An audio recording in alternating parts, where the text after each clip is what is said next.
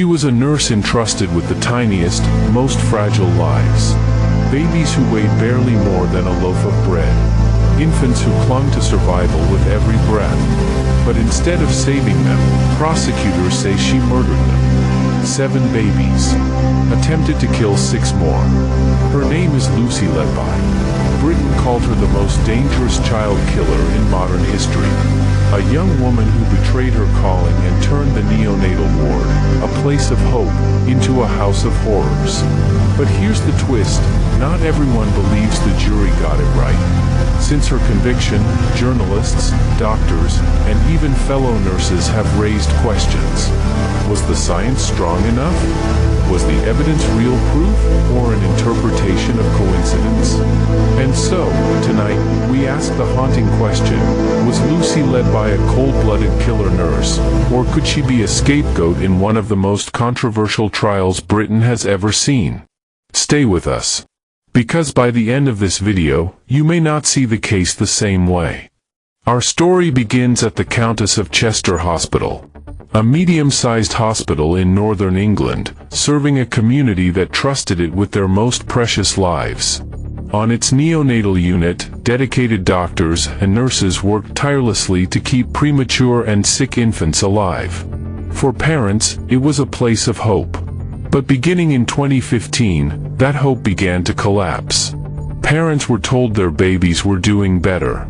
That progress was being made. And then, suddenly, the babies deteriorated. Infants who had been stable, who had even seemed to turn a corner, were suddenly fighting for life. Doctors rushed to resuscitate. Monitors screamed alarms.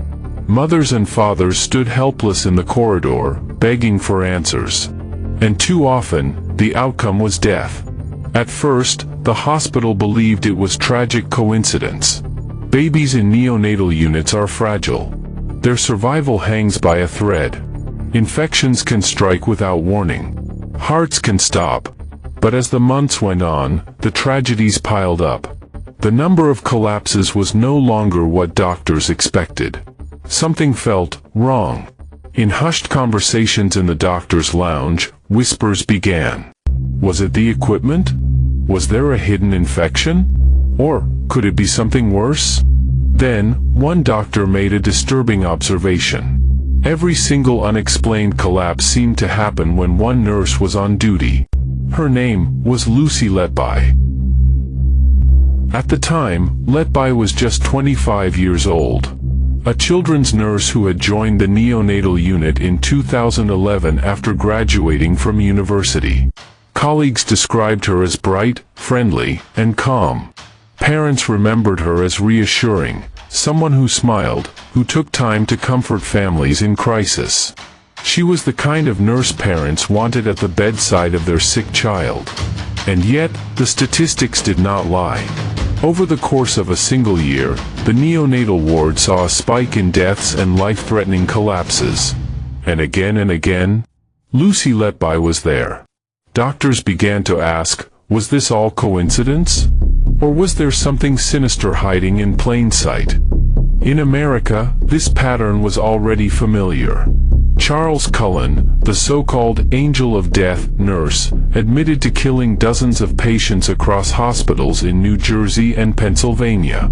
Was Britain now facing its own angel of death? And if so, how many babies had already been lost? In the early months of 2015, doctors at the Countess of Chester were growing uneasy. The neonatal ward was experiencing what some described as a cluster of tragedies. Babies who had been progressing well, eating, breathing with assistance, responding to care, suddenly collapsed. The cause? Unknown. Dr. Stephen Breyer, the lead consultant on the ward, kept a meticulous log of every incident. He noticed something chilling. Each mysterious death, each sudden collapse, happened when Lucy Letby was present. Not just once. Not twice. But again and again. For doctors trained to trust data, the pattern could not be ignored. Breyer and his colleagues began comparing notes. Baby A died unexpectedly. Letby on duty. Baby B, sudden collapse, later survived. Letby on duty. Baby C, cardiac arrest, inexplicable. Letby on duty. Baby D. Baby E. Baby F. Over a dozen cases lined up like dominoes. And in every one, the same nurse's name appeared. It was the kind of statistical anomaly that, in medicine, raises a terrifying possibility that someone isn't saving lives, they're taking them. But how? And why? When doctors examined the babies, they saw puzzling signs. Tiny air bubbles in the bloodstream. Unexplained bleeding. Milk in the lungs. These were not natural complications. To trained eyes, they looked like signs of deliberate harm. And yet, there was no camera footage. No eyewitness. Only suspicion. Dr. Breyer and others raised their concerns with hospital management. They warned that Letby should be kept off the ward, that the deaths needed urgent investigation. But the hospital pushed back. Administrators feared scandal. They argued the evidence was circumstantial. Removing Letby, they said, would risk legal trouble and damage the hospital's reputation. For months, the doctor's warnings were ignored. And in that time, more babies died. What happens when the people sworn to protect lives are silenced? When the alarms are ignored, the body count grows. And by the summer of 2016, the neonatal unit had become a graveyard. 7 babies dead. 6 more attacked but survived. And suspicion falling on the smiling, soft-spoken nurse named Lucy Letby. July 3, 2018. Police officers arrived at a quiet, modern house in Chester. It belonged to Lucy Letby. Neighbors watched in shock as the young nurse, dressed in a hoodie and leggings, was led away in handcuffs. The charge, suspicion of multiple murders. Inside her home, detectives searched every room. They collected documents, computers, and personal items. And in her diary, they found words that would become infamous. Written in scrawled handwriting. I am evil. I did this. Another note read, I killed them on purpose because I'm not good enough. Prosecutors would later point to those diary entries as a confession. To them, it was the smoking gun. But Letby's defense insisted the words reflected a fragile mental state. That she was overwhelmed by stress, devastated by being accused, and wrote in self-loathing, not admission. Still, the investigation pressed forward.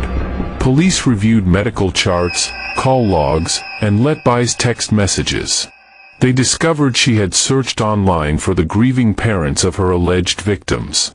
Again and again, long after their babies had died, she looked them up on Facebook. Why? The prosecution painted it as sadistic curiosity. Proof of guilt.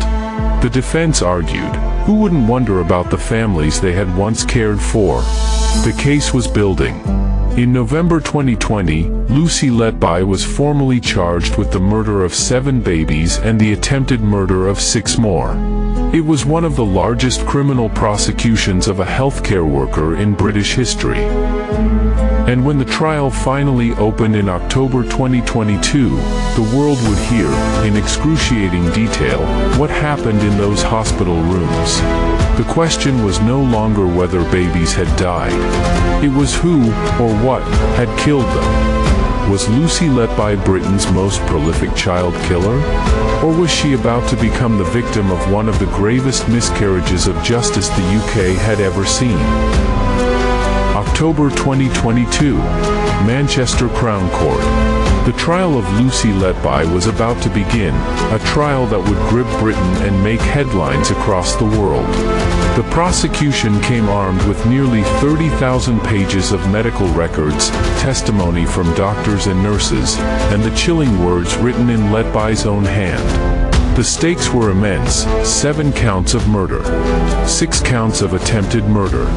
If convicted, Letby would become Britain's most prolific child killer in modern times. From the very start, prosecutors set the tone. They told the jury that Letby had betrayed her profession, that behind her friendly smile and calm demeanor lurked a killer. They argued she used the cover of the neonatal ward to carry out unspeakable acts of cruelty. The methods, they claimed, were varied and horrifying. In some cases, Letby allegedly injected air into tiny veins, causing fatal air embolisms. In others, she is accused of overfeeding babies with milk through tubes, flooding their fragile lungs and stomachs. Some infants were poisoned with insulin, their blood sugar plummeting to deadly lows. And in still other cases, Letby is said to have tampered with breathing equipment. Each method was subtle enough to mimic natural complications, but deadly enough to kill. The prosecutor, Nick Johnson KC, delivered a devastating opening line to the jury. He said, "Lucy Letby was the constant malevolent presence when things took a turn for the worse for these children. He painted her not as a healer, but as a predator. Someone who waited for the moments when babies were most vulnerable, and then struck with cold precision." The prosecution walked the jury through each case, one by one. Baby A boy born prematurely but stable.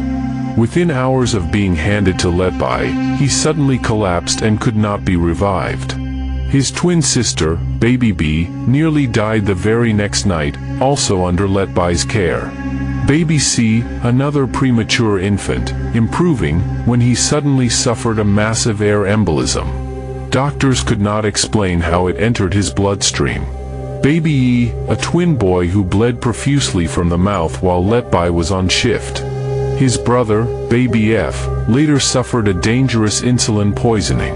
Baby G, the most premature infant in the ward, survived multiple attacks but was left with severe brain damage. And the list continued. 7 babies dead. 6 more who lived, but only barely. Each name, each story, was read in court.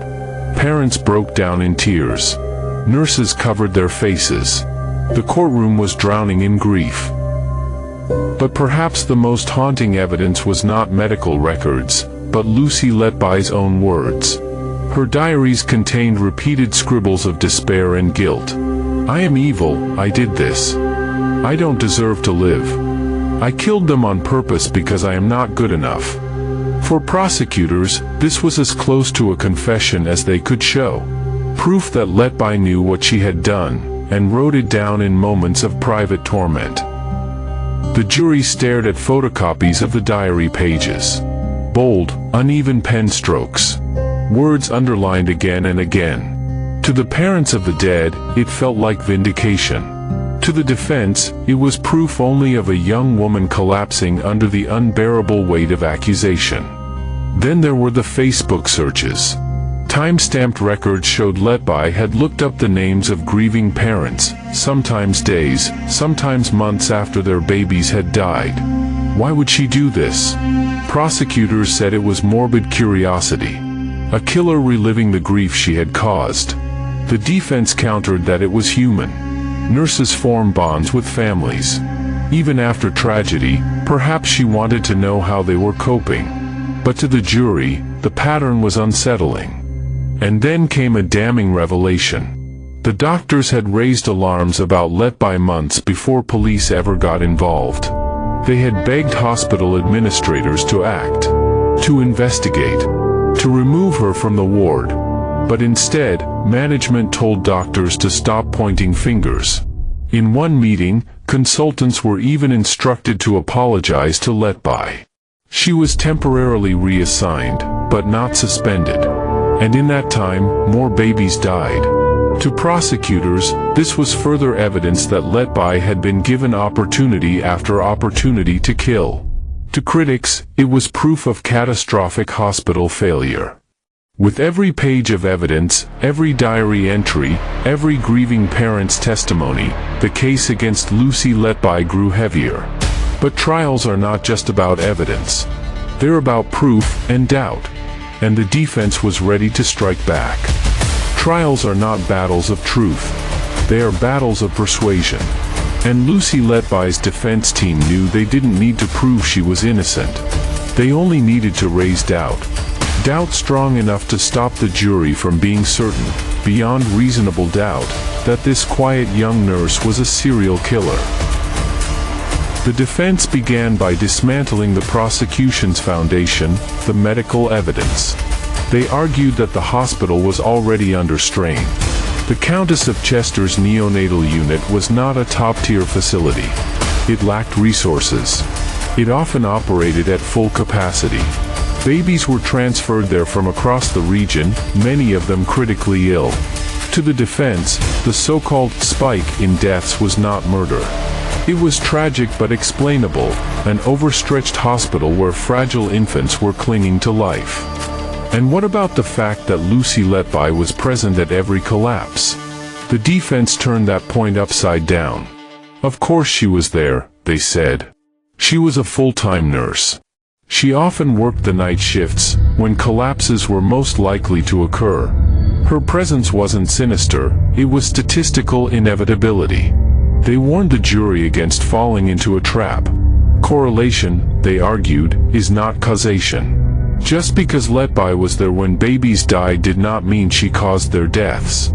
The defense also attacked the science. Take air embolisms, for example. Prosecutors said Letby injected air into veins. But the defense pointed to leading experts who disagreed. Air can enter the bloodstream naturally during medical procedures.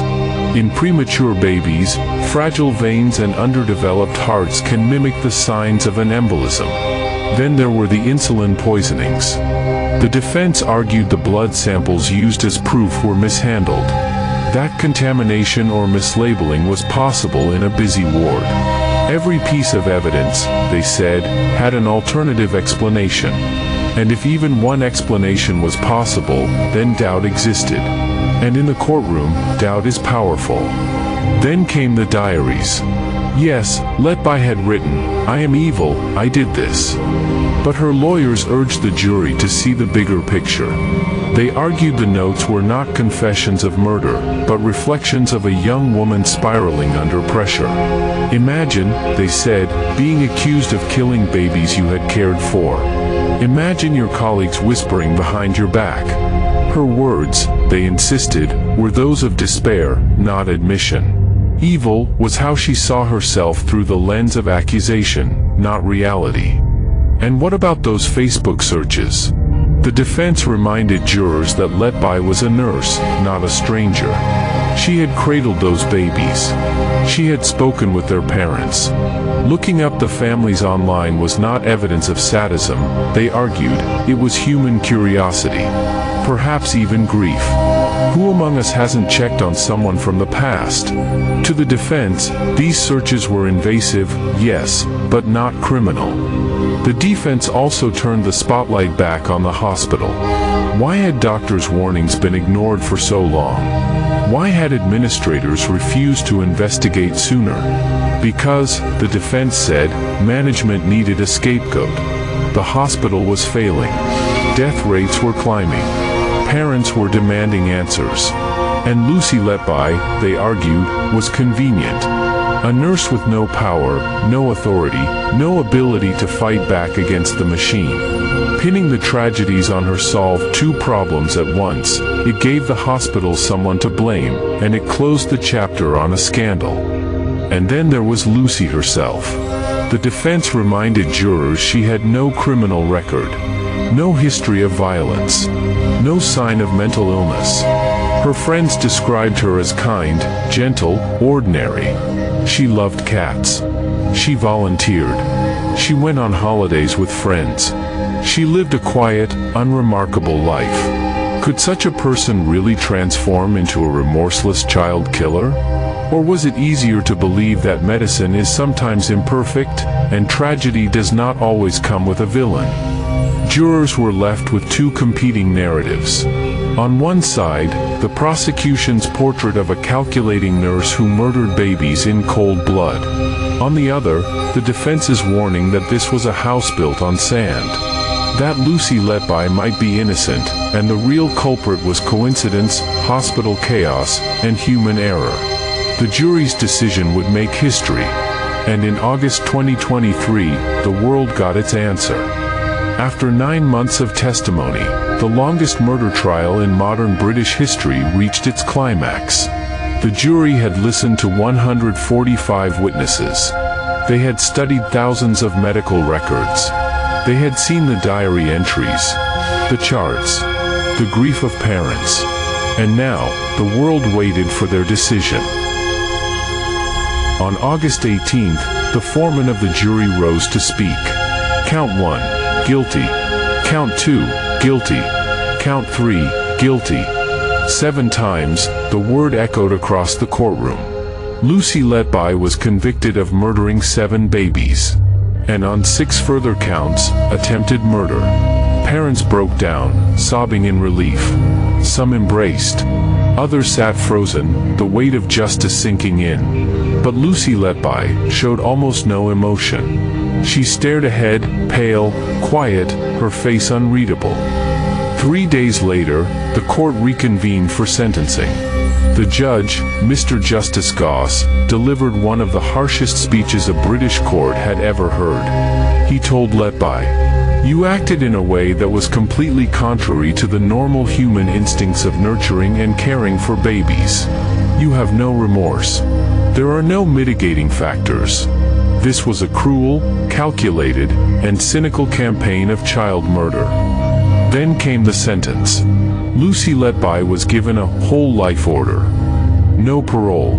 No possibility of release. She would die in prison. Only a handful of criminals in Britain, serial killers, terrorists, have ever received that sentence. Lucy Letby joined their ranks. To grieving parents, it was justice. To her supporters, it was unthinkable. In the courtroom, parents read heartbreaking victim impact statements. One father said, "You are evil. You tried to take everything from us." A mother said she still had nightmares of seeing her baby's blood pour out, unable to stop it. Another parent said, "Our lives will never be the same. We will carry this pain forever."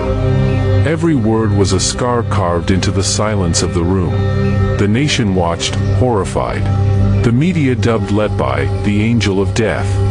BBC News reported that, during the trial, we heard, often in harrowing detail, how previously stable babies collapsed and died despite the desperate efforts of doctors and nurses to save them. Much of the case centered on at times hard-to-follow dense medical detail, with thousands of documents shown to the jury detailing the blood gas levels, heart rate and respiratory rates of these infants, with x-rays, feeding charts, nursing and doctors' notes also produced in evidence. But what really cut through was the humanity in this case. Clinicians fought back tears in the dock describing how they battled to save children, and parents of the 17 alleged victims spoke about the truly unimaginable pain they suffered as they saw their children deteriorate. There was also emotion from Letby, who the defense repeatedly said was completely innocent of the crimes alleged. In the witness box, the former nurse told how her life had been destroyed, pushing her to consider suicide after these allegations were leveled at her and she was removed from frontline nursing duties in 2016. For many, she was now the most hated woman in Britain. After sentencing, Letby was transferred to a high-security prison. Behind bars, she joined a tiny group of female inmates serving whole-life terms, including serial killers Rosemary West and Joanna Dennehy. Reports claimed she was kept under tight watch, isolated for her own safety. Prison officers described her as quiet, withdrawn, and expressionless.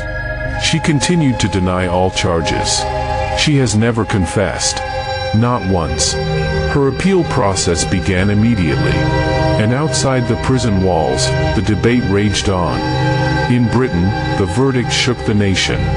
Newspapers splashed her photo on front pages, the smiling nurse with shoulder-length blonde hair. Headlines screamed, "Killer Nurse. Monster in Scrubs. The Face of Evil." In the U.S., parallels were drawn to infamous medical killers, Charles Cullen, Beverly Alit, Janine Jones. Social media exploded with anger, grief, and disbelief. For many, it was incomprehensible. How could someone trusted with fragile lives betray that trust in the most horrific way? But even as the public branded her guilty, some voices whispered the opposite. Was Lucy Letby truly a cold-blooded murderer? Or had Britain just convicted an innocent woman on the flimsiest of science? The verdict was in. Lucy Letby was condemned to die behind bars. For the families of the victims, it was the closest thing to closure. But outside the courtroom, questions began to surface. And soon, the case that seemed so clear became one of the most hotly debated in modern British history. Almost immediately, doctors and scientists began weighing in. Some supported the verdict, pointing to the clear pattern: the babies who collapsed only on Letby's shifts, the diary entries, the insulin poisonings. But others weren't so sure. A group of medical experts argued that the science was shaky.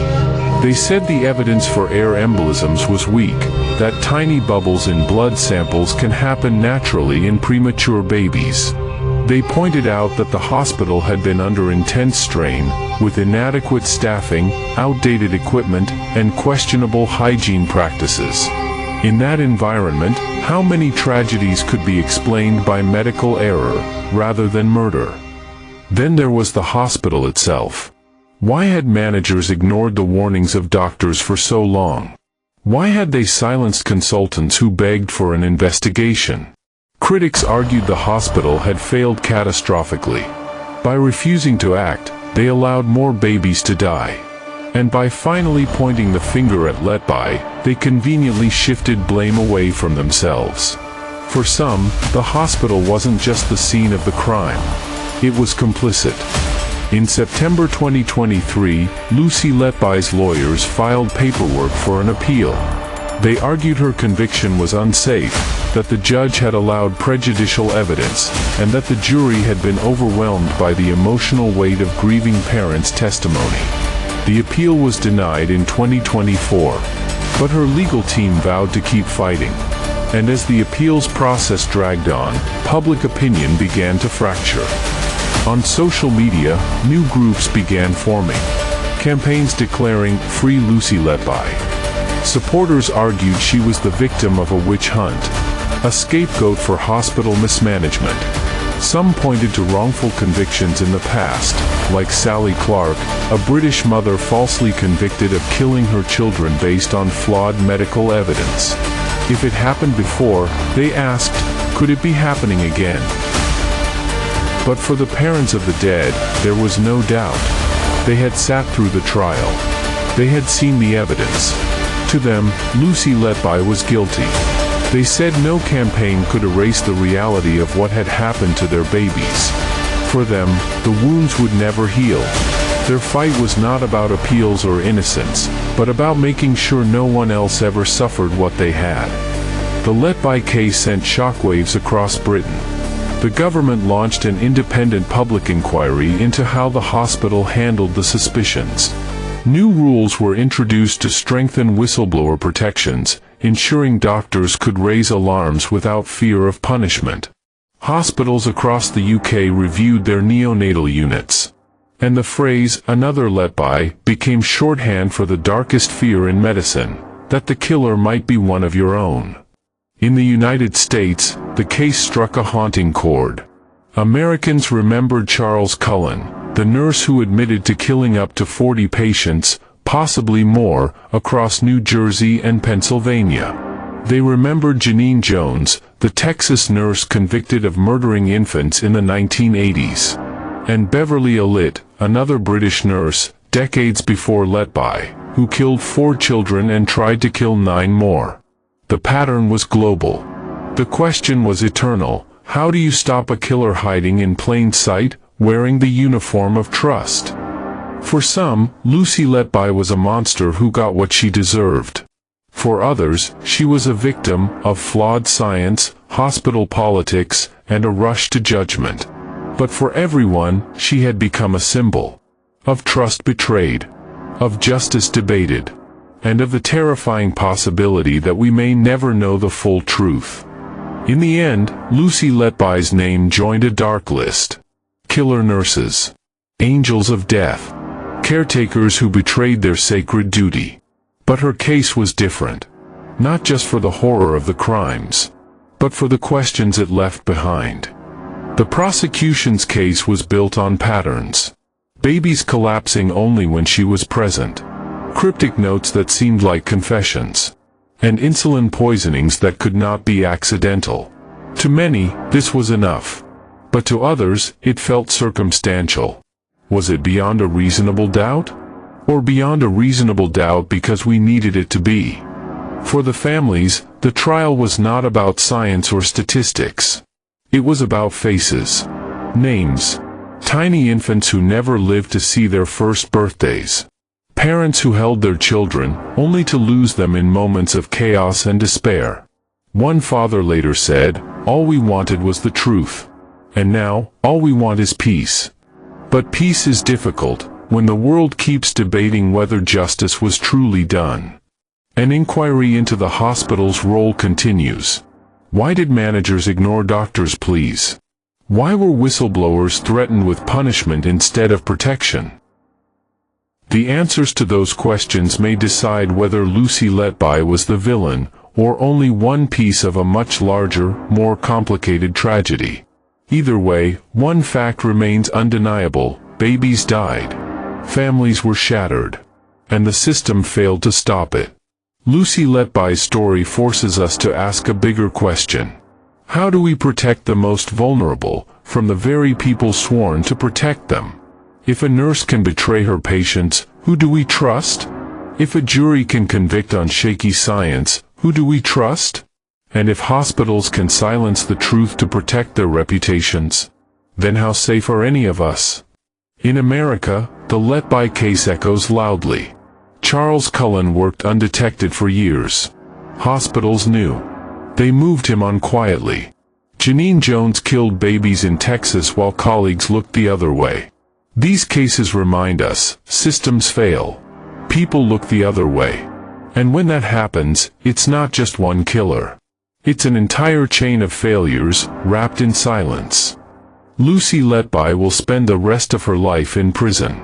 She may appeal. She may never confess. The debate over her guilt or innocence may rage for decades. But one truth remains undeniable. Whether by her hand, or by a system that failed, 7 babies are gone. 6 more nearly followed. And Britain's faith in its hospitals will never be the same. In the end, this story is not just about one nurse. It's about trust, and how quickly it can be broken. Thank you for joining us on this journey through one of the darkest and most controversial cases in modern British history. But now, we want to hear from you. Do you believe Lucy Letby is guilty beyond all doubt?